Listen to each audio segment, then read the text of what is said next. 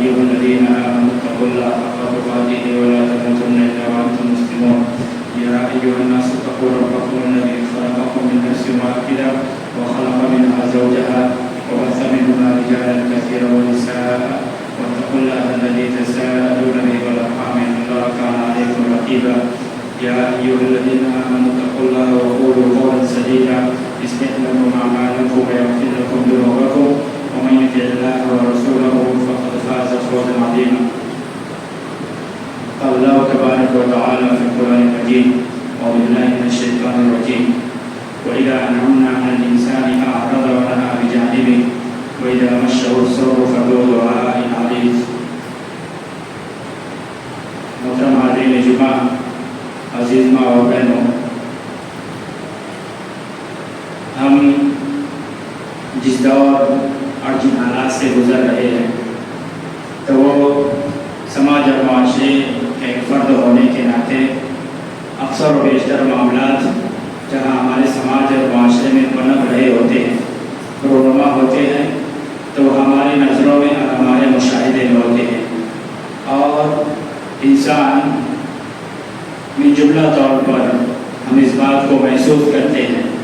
اور بہت گہرائی کے ساتھ محسوس کرتے ہیں کہ ہم جس زمانے میں اور جس دور میں جی رہے ہیں اس میں برائی کو نیکی پر غلبہ حاصل ہے، شر کو خیر پر فوقیت حاصل ہے۔ اسی طریقے سے عافیت اور امن و راحت کے اوپر بگاڑ اور فساد کا غلبہ ہے، یعنی منفی معاملات زیادہ رونما ہوتے ہیں، گناہ کے مواقع، شر کے مواقع، برائی کے مواقع انسان کے پاس زیادہ ہیں۔ ایسے حالات میں نہ صرف یہ کہ انسان ہونے کے ناطے بلکہ اس سے بڑھ کر یہ کہ مسلمان ہونے کے ناطے ہماری ذمہ داری بڑھ جاتی ہے، وہ اس اعتبار سے کہ ہمارا کام صرف برائی سے بچنا اور بھلائی کو اختیار کر لینا ہمارے لیے کافی نہیں ہے۔ اللہ تعالیٰ نے ہمیں ایک اور ذمہ داری کے ساتھ اس دنیا میں مبعوث کیا ہے، اس لیے کہ ہماری نسبت دین اسلام کی طرف ہے، اور اس سے بڑھ کر یہ کہ ہم اپنی حقیقی نسبت قرآن اور حدیث کی طرف رکھتے ہیں، یعنی حقیقی معنوں میں قرآن اور حدیث کو پڑھنا، پڑھانا، سمجھنا اور سمجھانا اور اس پر خود عمل کرنے کی کوشش کرنا، دوسروں کو اس کی طرف دعوت دینا، یہ ہماری خصوصیات میں شامل ہے۔ یعنی دوسروں کی نسبت، دوسروں کے مقابلے میں ہم شر اور برائی کو زیادہ بہتر طریقے سے پہچاننے والے ہیں، خیر اور بھلائی کو زیادہ اچھی طرح سے جاننے والے ہیں۔ لہذا صرف انسان ہونے کے ناطے نہیں بلکہ مسلمان ہونے کے ناطے اور قرآن حدیث کی طرف اپنی نسبت رکھتے ہوئے ہماری ذمہ داری یہ ہے کہ ہم جہاں خود بھلائی کو پہچانتے ہیں اور اس کو اختیار کرنے کی کوشش کرتے ہیں، برائی کو پہچانتے ہیں، اس کو دور رہنے کی کوشش کرتے ہیں، تو دوسروں کو بھی یہ بتایا جائے کہ جس چیز کو تم بھلائی سمجھ رہے ہو، جس چیز کو تم اچھا سمجھ رہے ہو، جس چیز کو تم خیر سمجھ رہے ہو، وہ اصل میں اچھا نہیں ہے، وہ اصل میں خیر نہیں ہے، وہ شر ہے جو تم سمجھ نہیں پا رہے ہو۔ یعنی لوگوں کو برائی اور بھلائی کے درمیان فرق بتانا، لوگوں کو برائی سے آگاہ کرنا جس کو وہ برا نہیں سمجھتے، لوگوں کو شر سے آگاہ کرنا جس کو وہ نقصان دہ اور شر کا ذریعہ نہیں سمجھتے، وہ ان سے آگاہ کرنا، ان کو بتانا، اس سے روکنے کی اور ان سے دور رہنے کی تلقین کرنا، یہ ہمارے بحیثیت امت ہمارا فرضہ ہے۔ اللہ تعالیٰ نے ارشاد فرمایا کنتم خیر امۃ اخرجت للناس، کہ تم سب سے بہترین لوگ ہو۔ جتنی امتیں گزری ہیں ان تمام امتوں میں جتنے لوگ اس دنیا میں بستے ہیں، الگ الگ دین کی طرف، الگ الگ مذہب کی طرف اپنی نسبت رکھتے ہوئے، ان تمام تر لوگوں میں تم سب سے بہترین لوگ ہو، تم سب سے اچھے لوگ ہو۔ کیوں؟ تأمرون بالمعروف وتنہون عن المنکر، کہ تم لوگوں کو بھلائی کی طرف دعوت دیتے ہو، بھلائی کا حکم دیتے ہو اور لوگوں کو برائی سے روکتے بھی ہو۔ وتؤمنون باللہ، اور تم اللہ پر ایمان رکھتے ہو۔ یعنی ایمان باللہ کے ساتھ ساتھ ایمان باللہ کا جو پہلا تقاضا ہے وہ بھلائی کا حکم دینا اور برائی سے روکنا، وہ تمہارے لازمی پہچان ہے، تمہاری شناخت ہے، تمہارا امتیازی وصف ہے، جس کی بنیاد پر تم اللہ رب العالمین کا سب سے بہترین لوگ ہو. اور اس بہتر ہونے کا لازم و ملزوم مشروط معاملہ ہے، یعنی ہم اس وقت تک بہترین رہیں گے، ہم اس وقت تک اللہ تعالیٰ کی نظروں میں اچھے رہیں گے جب تک ہم برائی کو پہچان کر خود برائی سے روکیں اور دوسروں کو برائی سے روکنے والے ہوں گے، بھلائی کو جان کر خود بھلائی کو اختیار کرنے والے ہوں گے، دوسروں کو بھلائی کی طرف دعوت دینے والے ہوں گے. تب تک ہمارا اللہ رب العالمین کے یہاں مقام اور مرتبہ خیر امت بہترین لوگوں میں ہوگا. اور جب ہم اس چیز کو چھوڑ دیں گے تو ہمارا وجود خیر اور بھلائی کے ساتھ اللہ رب العالمین کے یہاں باقی نہیں رہے گا. اس کو ایک مثال کے ذریعے سے سمجھیں کہ ہم روزمرہ کی زندگی میں بلب کا استعمال کرتے ہیں، لائٹ کا استعمال کرتے ہیں. جب تک وہ لائٹ اور وہ بلب ہمیں روشنی دیتا رہتا ہے ہم اس سے فائدہ اٹھاتے ہیں اور اس کو صحیح جگہ پر لگا کر رکھتے ہیں. اس کا ایک مقام ہے، ہم اس کو اس کے مقام پر رکھتے ہیں. لیکن جب اس کے اندر سے روشنی دینے کی صلاحیت ختم ہو گئی، اندھیرے اور تاریکی اور ظلمات کو دور کرنے کی صلاحیت ختم ہو گئی، اجالا دینے کی صلاحیت ختم ہو گئی، تو پھر وہ فیوز ہونے کے بعد اور اس کی صلاحیت ختم ہونے کے بعد ہم اسے اٹھا کر کوڑے دان میں ڈال دیتے ہیں. یہی معاملہ اللہ رب العالمین کے ہمارا ہے. جب تک ہم لوگوں کو بھلائی کا حکم دیتے رہیں گے، برائی سے روکتے رہیں گے، تب تک اللہ رب العالمین کے یہاں ہم خیر امت رہیں گے. اور اگر ہم اس کام کو چھوڑ دیتے ہیں تو ہم خیر امت کے درجے سے اور اس کے دائرے سے نکل جائیں گے. اس کے برعکس اس آیت کا برعکس مفہوم یہ ہوا کہ اگر ہم لوگوں کو برائی کا حکم دیں گے اور بھلائی سے منع کرنے والے ہوں گے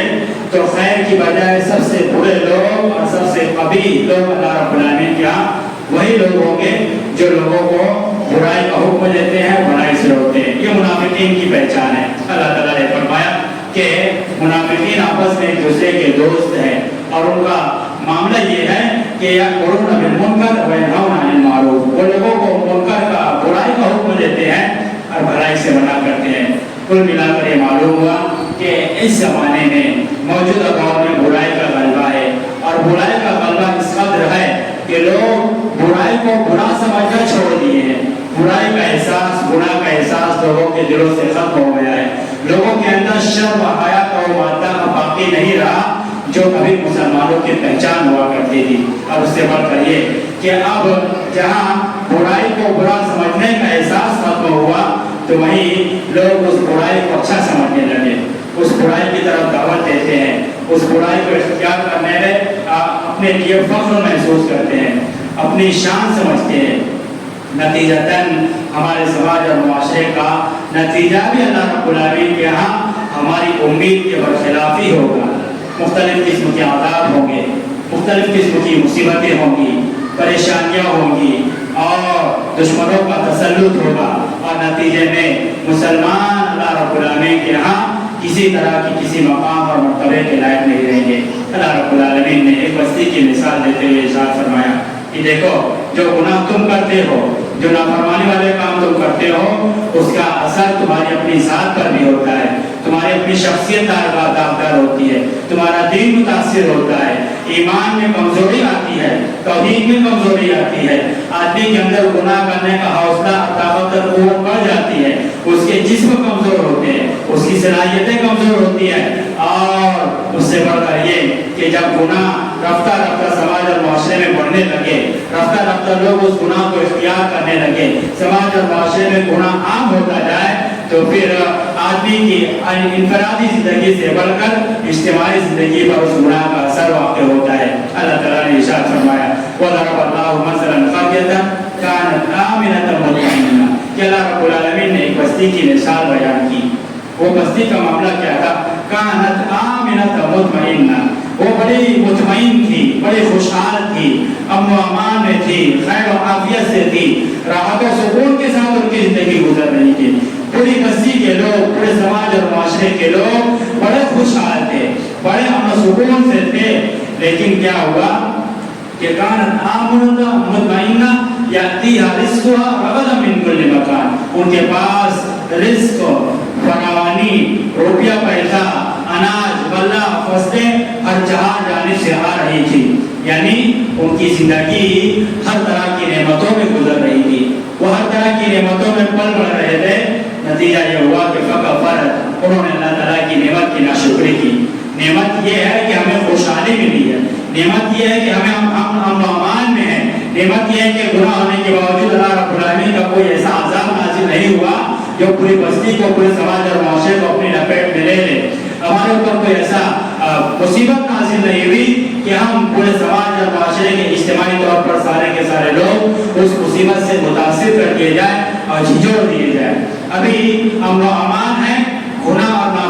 نافرمانی کے باوجود اللہ تعالیٰ کی طرف سے حفاظت ہے، عافیت ہے، تو یہ اللہ رب العالمین کا انعام ہے۔ لیکن اگر لوگ اللہ تعالیٰ کے اس انعام کی ناقدری کرتے ہیں، گناہ اور نافرمانی میں آگے بڑھتے ہیں، تو اللہ تعالیٰ نے اس بستی کا حوالہ دیا کہ فَكَفَرَتْ بِأَنْعُمِ اللَّهِ، اس نے اللہ تعالیٰ کی نعمتوں کی ناقدری کی۔ اللہ تعالیٰ نے انہیں جو بھی نعمتیں دی تھی، جو بھی انعامات تھے، اس کو انہوں نے بھلا دیا، اس کی ناقدری کی، اس کا غلط استعمال کیا، اس کو دوسروں کی طرف منسوخ کیا۔ یہ سمجھا کہ جو نعمتیں ہمیں حاصل ہو رہی ہے، جو روپیہ پیسہ ہمیں مل رہا ہے، جو رزق کی فراوانی ہے، جو خوشحالی ہے، وہ ہماری اپنی محنت اور بلبوتے کے نتیجے پر ہے، ہماری صلاحیتوں اور قابلیتوں کے نتیجے میں ہے۔ تو اللہ رب العالمین نے فَأَذَاقَهَا اللَّهُ لِبَاسَ الْجُوعِ وَالْخَوْفِ، تو اللہ تعالیٰ نے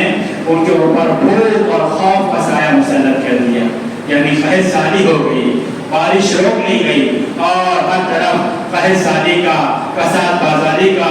اور مختلف قسموں کے اندیشے اور خطرات کا سامنا نظر آنے لگا،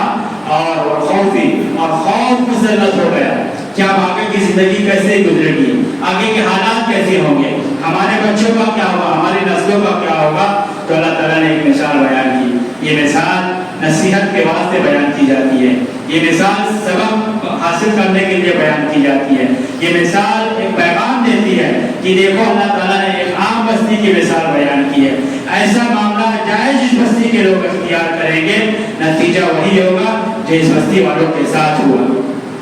یعنی جب سماج اور معاشرہ اجتماعی طور پر کھلا بے حیائی، فواحشات اور منکرات پر اتر آئے، اور لوگ جو کر جو برائی کی طرف بڑھنے لگے، بھلائی کا کوئی نام و نشان نہ ہو، بھلائی کو برا سمجھا جانے لگے، برائی کو اچھا سمجھا جانے لگے، گناہ کا احساس ختم ہو جائے، اور دل اس قدر سخت ہو جائے کہ آدمی گناہ کرنے کے وقت بھی گناہ کے احساس کو محسوس نہیں کرتا، اور گناہ ہو جانے کے باوجود توبہ اور استغفار کی ضرورت محسوس نہیں کرتا، تو نتیجتاً اللہ رب العالمین کا عذاب آتا ہے، اللہ تعالیٰ کی طرف سے پکڑ آتی ہے۔ اور یہ انسانی فطرت ہے جس کو اللہ تعالیٰ نے سورہ فصلت کے اندر بیان فرمایا کہ وَإِذَا أَنْعَمْنَا عَلَى الْإِنسَانِ أَعْرَضَ وَنَأَىٰ بِجَانِبِهِ، کہ جب ہم انسان کے اوپر کوئی نعمت انعام کرتے ہیں، جب ہم انسان کو کوئی نعمت دیتے ہیں، فراوانی مل گئی، رزق مل گیا، آدمی اپنی گھریلو زندگی میں، معاشی زندگی کو لے کر پریشان تھا، اس کے پاس کوئی کام دھندا نہیں تھا، وہ روزگار کو لے کر پریشان تھا، اب تک وہ برابر نماز کی پابندی میں لگا ہوا تھا، اس کے ہاتھ دعا کے لیے اٹھے ہوئے تھے، وہ ذکر و اذکار میں مشغول تھا کہ کہیں سے روزگار مل جائے، کہیں سے روزی روٹی کا کوئی بندوبست ہو جائے، کہیں کام کاج مل جائے۔ نتیجہ یہ ہوا کہ اس کو کام کاج ملا، اس کو روزی روٹی ملی، وہ روزگار سے لگ گیا، تو پھر یہ ہوا کہ وَنَأَىٰ بِجَانِبِهِ، اس نے پہلو بدل لیا اور اس نے شرکسی نافرمانی کا راستہ اختیار کر لیا۔ یہ انسانی فطرت ہے کہ جب خوشحالی ملتی ہے تو انسان اپنے آپ کو بھی بھول جاتا ہے، نعمت کو دینے والے اللہ رب العالمین کی ذات کو بھول جاتا ہے، عبادت اور بندگی کے راستے سے ہٹ کر نافرمانی اور گناہ کا راستہ اختیار کر لیتا ہے، اور اس سے بڑھ کر نتیجہ یہ ہوتا ہے کہ آدمی نافرمانی کو اپنا مشغلہ، اپنی مصروفیت سمجھتا ہے، اپنا شوق سمجھتا ہے، اپنا حق سمجھتا ہے، اور اللہ رب العالمین نے اس کا انجام یہ بیان فرمایا کہ وَإِذَا مَسَّهُ الشَّرُّ، اور جب اس کو کوئی برائی پہنچتی ہے، جب وہ کوئی مصیبت میں پھنس جاتا ہے، جب وہ کوئی پریشانی میں گر جاتا ہے، اس کو کوئی بیماری پہنچ جاتی ہے، وہ کوئی حادثے کا شکار ہو جاتا ہے، جو کام کاج چل رہا تھا وہ کام کاج بند ہو گیا، روزگار سے لگا ہوا تو روزگار ہاتھ سے نکل گیا، روزی روٹی سے ہٹا دیا گیا، تو پھر آدمی فضول دعاء العریض، بڑی لمبی چوڑی دعا کرنے والا بن جاتا ہے، اس کے ہاتھ دعا کے لیے اٹھنے لگتے ہیں، اور وہ نمازوں کا پابند بن جاتا ہے، اس کی زبان اللہ تعالیٰ کے ذکر سے تر ہونے لگتی ہے۔ لیکن جو ہی اللہ رب العالمین کی طرف سے انعام آتا ہے، جو ہی اللہ تعالیٰ کی طرف سے خوشحالی آتی ہے، تو لوگ اللہ رب العالمین کی نافرمانی میں دوبارہ مصروف ہو جاتے ہیں. اللہ تعالیٰ نے ارشاد فرمایا فلما نسوا ما ذکروا بہ فتحنا علیہم ابواب کل شیء. بس جب ان لوگوں نے اس چیز کو بھلا دیا جس چیز کے ذریعے سے انہیں نصیحت کی گئی تھی. اللہ تعالیٰ کا کلام سب سے بہترین نصیحت, اللہ تعالیٰ کی کتاب سب سے بہترین نصیحت ہے. اللہ رب العالمین نے اللہ کے رسول صلی اللہ علیہ وسلم کو حکم دیا کہ فذکر بالقرآن من یخاف وعید, جو میری وعیدوں سے ڈرتا ہے, جو میری سزاؤں کا خوف رکھتا ہے, اس کو اگر نصیحت کرنا ہے تو اس قرآن کے ذریعے سے نصیحت کیجیے. سب سے بہترین نصیحت یہی قرآن ہے. وذکر فإن الذکریٰ تنفع المؤمنین, کہ آپ نصیحت کرتے رہیے, لوگوں کو قرآن پڑھ کر سناتے رہیے, اللہ کی کتاب کی روشنی میں انہیں ان کے گناہ کا احساس دلاتے رہیے, انہیں توبہ استغفار کی طرف آمادہ کیجیے, ان کو اللہ رب العالمین کی نافرمانی سے روکیے. شرک ہے, کفر ہے, غیبت, چغلی, حسد, جلن اور غیر اللہ کی محبت, دنیا کی محبت, مال کی محبت جو اللہ رب العالمین کے ذکر سے دور کرتی ہے, اللہ کے ذکر سے غافل کرتی ہے, انہیں برابر نصیحت کرتے رہیے.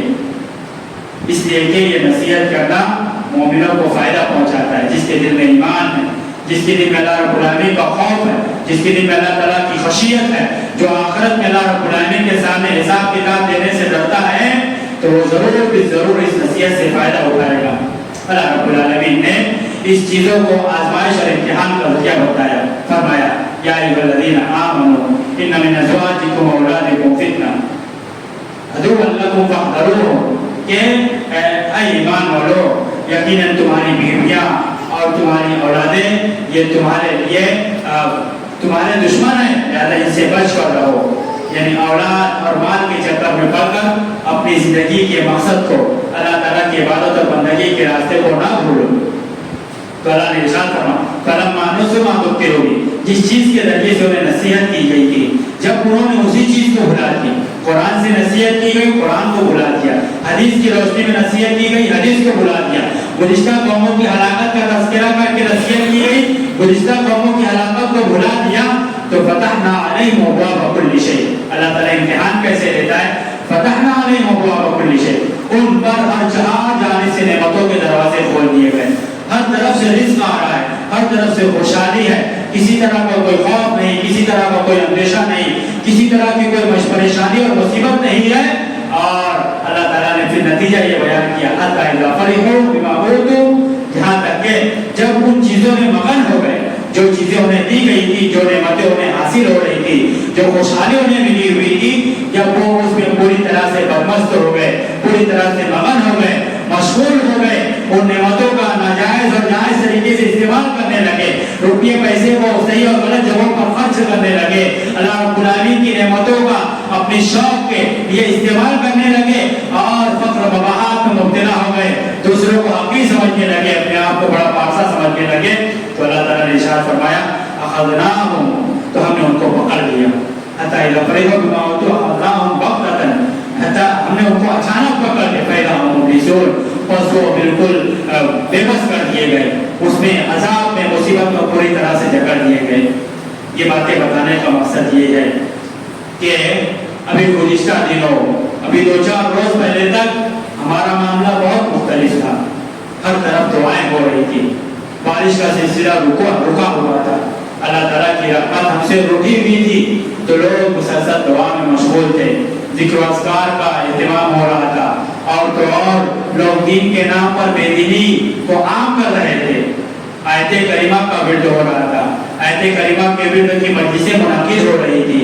اور اجتماعی طور پر, انفرادی طور پر جہاں لوگ دعاؤں میں, توبہ استغفار میں مصروف تھے, وہیں سوشل میڈیا کے ذریعے سے, عام گفتگو کے ذریعے سے, اور روزمرہ کی ملاقات میں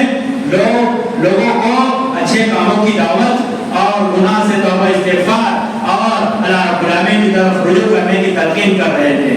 ابھی بارش کیا ہوئی, 2 روز ہمارا معاملہ بالکل برعکس ہو گیا. گزشتہ دنوں سوشل میڈیا پر ایک خبر سننے میں آئی کہ ہمارے شہر کے لوگوں نے ایک مسلم ایکٹر کی فلم کی افتتاحی مجلس کو رونما کرنے کے لیے, اس کو آباد کرنے کے لیے راتوں سے اس کے ٹکٹ کی لائن لگائے ہوئے تھے. سماج اور معاشرے کا نوجوان طبقہ جو سماج اور معاشرے کی ریڑھ کی ہڈی کہلاتا ہے، جس کے ہاتھ میں سب کچھ ہوتا ہے اور چاہے تو انہوں نے ایک ناجائز کام کے لیے، ایک حرام کام کے لیے راتوں کی نیند بھی برباد کی۔ اور یہاں تک سننے میں آیا کہ اس فلم کی نمائش فجر کے وقت سے شروع کر دی گئی اور اس میں مسلمان نوجوانوں کی اکثریت پیش رہی اور اس کو کامیاب بنانے میں اپنی خون پسینے کی کمائی بہا رہے ہیں، لٹا رہے ہیں اور اس کو بڑا کارنامہ سمجھتے ہیں، بڑا اچھا کام سمجھتے ہیں اور اس کو اپنے لیے ایک طرح کا فخر کا ذریعہ سمجھتے ہیں۔ یہ نہ سمجھیے کہ بارش شروع ہو گئی تو ہماری توبہ استغفار قبول کر لی گئی، ہمارے گناہ بخش دیے گئے۔ کیا اس بات کا امکان نہیں کہ اللہ کے رسول صلی اللہ علیہ وسلم نے ارشاد فرمایا کہ جس سماج اور معاشرے میں لوگ زکوٰۃ ادا نہیں کرتے اور کھلا فحاشی اور بے حیائی کے کام ہونے لگتے ہیں تو اللہ رب العالمین اس سماج اور معاشرے سے بارش کو روک لیتا ہے، اور اگر یہ جانور اور چوپائے نہ ہو تو انہیں ایک قطرہ بارش نہ دیجیے، ایک قطرہ بارش انہیں نہ مل سکے۔ یہاں پر پیغام دینا مقصود یہ ہے کہ اگر ہم اس خوش فہمی میں مبتلا ہے کہ ہماری دعائیں مقبول ہو گئی، ہماری توبہ استغفار مقبول کر لیے گئے اور ہمارے گناہ بخش دیے گئے، ہم نے جو ہاتھوں کو اٹھایا تھا تو ہمارے ہاتھ خالی نہیں لوٹے اور بارش مل گئی، اللہ راضی ہو گیا، اللہ کی ناراضگی دور ہو گئی، تو یہ ہماری خوش فہمی ہے۔ امکان اس بات کا بھی ہے کہ ہو سکتا ہے اور بہت ممکن ہے کہ جو بارش ملی اور جو ملے گی وہ ان جانوروں کی وجہ سے مل رہی ہو، وہ ان چوپایوں کی وجہ سے یہ بارش مل رہی ہو، اور ہمیں مزید توبہ استغفار کی ضرورت ہے، مزید اللہ رب العالمین کو منانے کی ضرورت ہے۔ گناہ سے ابھی بھی رکنا اتنا ہی ضروری ہے جتنا کل ضروری تھا۔ گناہ ہمارے لیے آج بھی اتنا ہی مہلک ہے، اتنا ہی خطرناک ہے جتنا کہ کل تھا۔ اور توبہ استغفار کا معاملہ ایک خاص وقت تک کے لیے نہیں ہے کہ بارش رکی ہوئی ہے تو توبہ استغفار کا سلسلہ جاری رہے اور جب بارش ہو جائے تو اس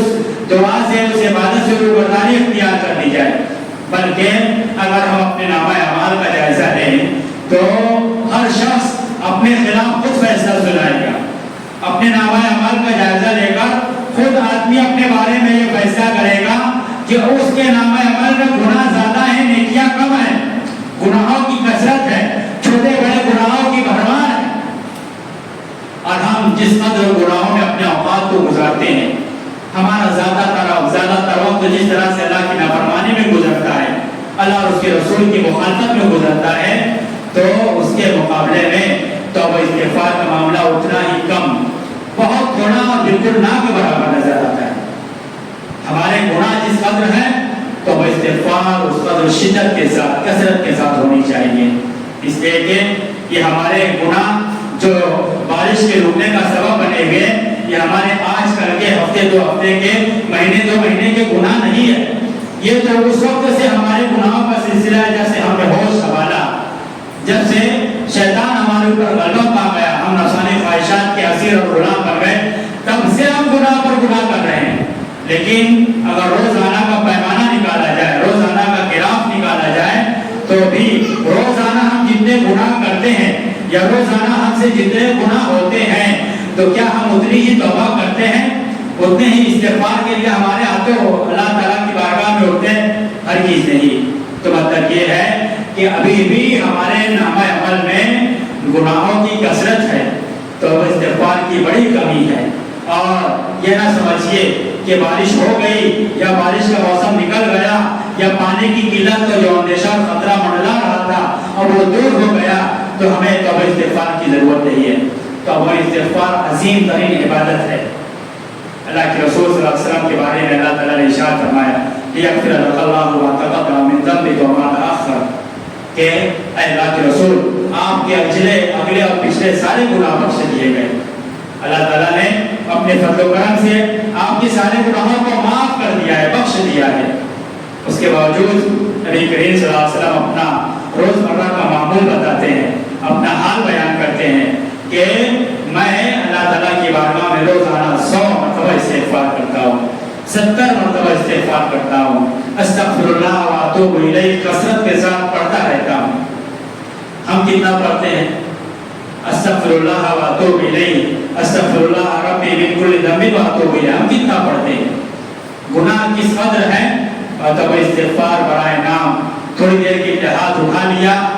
और पुरुमीद हो गए और ये समझ लिया कि हमने बड़ा कारनामा अंजाम दिया, हमारे गुनाह बख्श दिए गए, अल्लाह ताला हमारी दुआओं को कबूल कर लेगा, अल्लाह ताला हमारी तौबा इस्तिग़फ़ार को कबूल कर लेगा, हमारी दुआएं मुस्तजाब होगी, ये खुशखबरी है। ये गुनाह का रास्ता खोलता है। ये आदमी को अल्लाह ताला की नाफरमानी पर आमादा करने वाला वो रास्ता है जिसको आदमी शैतानी वसवसे के तौर पर समझ नहीं पाता। और दूसरी तरफ ये अल्लाह ताला के रसूल के गुनाह बख्श दिए गए और उसके बावजूद इस्तिग़फ़ार की कसरत है, ये बताने के लिए कि अल्लाह ताला ने हमें अपनी इबादत की खातिर पैदा फरमाया है। तो इबादत की मुख्तलिफ सूरतों में से एक अजीम सूरत, एक अजीम तरीन इबादत ये है कि बंदा अल्लाह ताला से रोज़मर्रा की जिंदगी में कसरत के साथ इस्तिग़फ़ार की कलमात पढ़ता है, कसरत के साथ अल्लाह ताला के सामने अपने गुनाहों की माफ़ी मांगे। और इसी तरीके से अल्लाह रब्बुल आलमीन ने इरशाद फरमाया कि वमा कान अल्लाहु लियुअज़्ज़िबहुम व अन्त फ़ीहिम वमा कान अल्लाहु मुअज़्ज़िबहुम व हुम यस्तग़फ़िरून, कि कुफ़ार मक्का ग़ज़वा बदर के लिए निकले तो अबू जहल ने दुआ की थी कि अल्लाहुम्मा इन कान हाज़ा हुवल हक़्क़ु मिन इंदिक फ़अम्तिर अलैना हिजारतन मिनस समाई अव इ'तिना बिअज़ाबिन अलीम। वो दुआ करते हुए कहता है कि अल्लाह, अगर ये कुरान तेरी तरफ से बरहक़ है जिसको मोहम्मद सल्लल्लाहु अलैहि वसल्लम लेकर आए हैं, ये नबी बरहक़ है जो अपने आप को रसूल और नबी कहते हैं, तो फ़अम्तिर अलैना हिजारतन मिनस समा, जंग के लिए निकल रहे हैं, ग़ज़वे के लिए निकल रहे हैं, मुसलमानों से जंग होने वाली है और ये दुआ कर रहा है कुफ़ार का सरदार, काफिरों का सरदार दुआ कर रहा है कि अल्लाह, अगर ये बरहक़ है, ये दीन बरहक़ है, ये कुरान बरहक़ है, ये नबी सच्चे रसूल हैं,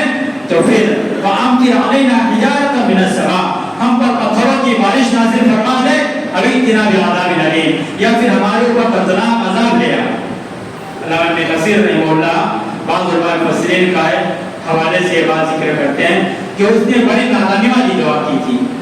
जिहालत वाली दुआ की थी। उसको ये दुआ करना चाहिए था कि अल्लाह, अगर ये कुरान बरहक़ है, ये नबी बरहक़ है, ये दीन सच्चा है, तो हमें इसकी हिदायत दे, हमें इसकी पैरवी की तौफीक अता फरमा, इसको कबूल करने, इसको मान लेने की तौफीक अता फरमा दे। लेकिन उसने ये दुआ की तो अल्लाह ताला ने आयत नाज़िल फरमाई, वमा कान अल्लाहु लियुअज़्ज़िबहुम व अन्त फ़ीहिम, कि अल्लाह के रसूल, ये तुम्हारा दुश्मन अपने लिए बद्दुआ कर रहा है,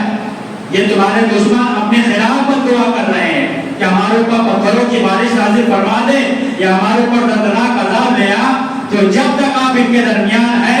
तो अल्लाह ताला इनको अज़ाब देने वाला नहीं है। आपका वजूद इनके लिए अज़ाब में बहुत बड़ी रुकावट है। जब तक आप इनके दरमियान रहेंगे तो अल्लाह ताला ऐसा कोई अज़ाब इनके ऊपर नाज़िल नहीं करेगा कि पूरा के पूरा समाज, पूरा के पूरा शहर ये अल्लाह के अज़ाब का शिकार होकर हलाक कर दिया जाए। और दूसरी चीज़, यानी अल्लाह के रसूल सल्लल्लाहु अलैहि वसल्लम का वजूद अल्लाह ताला के अज़ाब की रुकावट में बहुत बुनियादी हैसियत रखता था। और दूसरी चीज़ अल्लाह ताला ने बयान फरमाया, वमा कान अल्लाहु मुअज़्ज़िबहुम व हुम यस्तग़फ़िरून, कि जब तक ये लोग इस्तिग़फ़ार करते रहेंगे तब तक अल्लाह ताला इनको अज़ाब देने वाला नहीं है। अल्लामा इब्न कसीर रहमहुल्लाह ने इस आयत की तफसीर में अब्दुल्लाह इब्न अब्बास रज़ियल्लाहु अन्हु के कौल जिक्र किया कि अल्लाह ताला ने इस आयत में अज़ाब को रोकने वाली दो चीज़ों का तज़किरा किया है जो समाज और माशरे को पूरी तरह से अपने लपेट में ले ले, ऐसा कोई अज़ाब नाज़िल नहीं होगा। और इसमें दो चीज़ें ऐसी बयान की गई है जो अल्लाह के अज़ाब को रोकने वाली है। पहली चीज़, अल्लाह के रसूल सल्लल्लाहु अलैहि वसल्लम का वजूद जो अभी इस दुनिया में नहीं है, आप सल्लल्लाहु अलैहि वसल्लम वफ़ात पा चुके, अब इस दुनिया से चले गए, यानी अज़ाब को रोकने वाली एक चीज़ खत्म हो गई। अब दूसरी चीज़ बाकी बची है, वो है इस्तिग़फ़ार, इस्तिग़फ़ार का एहतमाम, तौबा इस्तिग़फ़ार का इंतज़ाम। ये वो चीज़ है, ये वो इबादत है, ये वो अमल है जो अल्लाह के अज़ाब को रोकने वाला है। जब तक किसी समाज और माशरे के लोग इस्तिग़फ़ार करते रहेंगे तब तक अल्लाह रब्बुल आलमीन के अज़ाब से महफूज रहेंगे। और बारिश का नाज़िल हो जाना अल्लाह के राज़ी होने की और अल्लाह ताला के तरफ से गुनाहों की बख्शिश का कोई दलील और कोई सनद नहीं है कि हम बारिश के नुज़ूल के बाद दोबारा अल्लाह की नाफरमानी करने लगे, दोबारा गुनाहों में पड़ जाए, दोबारा अल्लाह रब्बुल आलमीन की नाफरमानी पर उतर आए। ہرگز نہیں، بلکہ یہ خوش فہمی ہمارے لیے مہلک ہو سکتی ہے۔ جب تک بارش رکی ہوئی تھی تو بارش کا رک جانا بھی اور بارش کا روک لیا جانا بھی اس اعتبار سے ہمارے لیے خیر اور بھلائی کا ذریعہ تھا کہ اللہ تعالیٰ نے بارش کو روک کر ہمارے گناہوں کا احساس دلایا۔ ہمیں اسی بہانے کچھ توبہ استغفار کی توفیق ہوئی، اسی بہانے ہم اللہ تعالیٰ کے راستے کی طرف پلٹ آئے تھے، اسی بہانے اللہ رب العالمین کو راضی کرنے میں لگے ہوئے تھے۔ اللہ کی نافرمانیاں کم ہو رہی تھی، لہذا بعض مرتبہ کوئی ایسا عذاب، کوئی ایسا معاملہ جو اللہ تعالیٰ کی رحمت سے دوری اور اللہ رب العالمین کی نعمت میں رکاوٹ کا بظاہر سبب نظر آتا ہے، وہ مسلمانوں کے لیے اس اعتبار سے خیر اور بھلائی کا ذریعہ بن جاتا ہے کہ یہی بارش کا رک جانا، نعمتوں کا نہ ملنا یا مختلف قسموں کی پریشانیوں کا آ جانا آدمی کے لیے خیر اور بھلائی کا ذریعہ بنتا ہے کہ بندہ اپنے گناہوں کی معافی مانگتا ہے، اللہ تعالیٰ کے سامنے توبہ استغفار کرتا ہے، اللہ سے دعا مناجات کرتا ہے، اللہ کی عبادت و بندگی پر آ جاتا ہے اور اللہ کی نافرمانی چھوڑ دیتا ہے۔ لہذا ضرورت اس بات کی ہے کہ ہمیں توبہ استغفار ہمیشہ کرنی ہے۔ توبہ استغفار بارش کے موسم تک محدود نہ رکھیے، توبہ استغفار ہماری زندگی کی ضرورت ہے، ہماری روح کی غذا ہے، اور جب تک سانس ہے، جب تک اس دنیا کی زندگی باقی ہے تو آخرت کی نجات کے لیے توبہ استغفار روزمرہ کی زندگی کا معمول بنائیے، اس کو عادت بنائیے، کثرت کے ساتھ استغفار کرنے کی اہتمام کیجیے، اور یہ استغفار سرسری نہ ہو، یہ استغفار عمومی نہ ہو بلکہ خصوصی استغفار ہو، یہ گہرائی کے ساتھ استغفار ہو، جائزے اور محاسبے کے ساتھ استغفار ہو، اور اپنے آپ کا محاسبہ کرنے کے بعد استغفار ہو کہ بندہ جب بھی اللہ کی بارگاہ میں اپنے ہاتھوں کو اٹھائے تو صرف وہ ایک عمومی استغفار کی کلمات نہ کہے بلکہ اپنے ایک ایک گناہ کو یاد کرے، اس نے جو تنہائی میں گناہ کیا ان گناہوں کو یاد کرے، اگر اس نے کسی کا مال ہڑپ کیا ہے تو اس گناہ کو یاد کرے، اس نے ایسے گناہ کیے جو اخلاقی برائیوں سے تعلق رکھنے والے ہیں تو ان گناہوں کو یاد کرے، ایسے گناہوں کو یاد کرے جو کبیرہ گناہ ہے، جو اللہ کے غضب، اللہ کی لعنت کا سبب بنتے ہیں، تو مخصوص گناہوں کو جو اس نے انجام دیے، جو اس سے سرزد ہوئے ہیں، ان گناہوں کو یاد کر کے اللہ کے سامنے ان گناہوں کی معافی مانگے، اور آئندہ ان گناہوں سے دور رہنے کا عزم اور ارادہ کرے اور اللہ سے اس بارے میں توفیق کا، مدد کا، نصرت کا سوال کرے کہ آئندہ کی زندگی میں بھی ان گناہوں سے حفاظت فرمائے، تیری نافرمانی سے بچائے رکھے۔ اللہ سے دعا ہے کہ محکمات کو سمجھ اور ان کے مطابق عمل کی توفیق عطا فرما، ہمیں توبہ استغفار کا التزام کرنے، اہتمام کرنے کی توفیق عطا فرما، ہم سے جو بھی گناہ ہوئے ہیں چاہے وہ گناہ صغیرہ ہو یا کبیرہ، ہم تجھ سے اس گناہ کی معافی مانگتے ہیں، ہم اپنے ہر گناہ کو تو یاد نہیں رکھ سکتے لیکن تو ہمارے ہر گناہوں کو جاننے والا ہے، تو ہمارے ہر عمل کو شمار کیے ہوئے ہے، لہذا جن گناہوں کو تو جانتا ہے، جن گناہوں کو ہم بھول چکے ہیں، ہم اپنے ان گناہوں سے بھی تیرے بارگاہ میں معافی اور استغفار کی درخواست کرتے ہیں کہ تو اپنے فضل و کرم سے اور اپنے شفقت اور مہربانی سے ہمارے ہر گناہ کو معاف فرما دے، گناہوں کی جو نحوست اور جو برے اثرات ہماری زندگی پر اپنا اثر دکھا رہے ہیں ان برے اثرات سے ہماری حفاظت فرما، ہمارے سماج اور معاشرے کو اور ایسے عذاب سے اور ایسی پریشانی اور ایسی مصیبت سے بچائے رکھ جس کی وجہ سے ہم تیری عبادت اور بندگی سے دور کر لیے جائیں، جب تک ہمیں دنیا میں زندہ رکھ، استغفار کی توفیق کے ساتھ ایمان پر، اسلام پر، توحید پر زندہ رکھ، ہمارا خاتمہ فرما،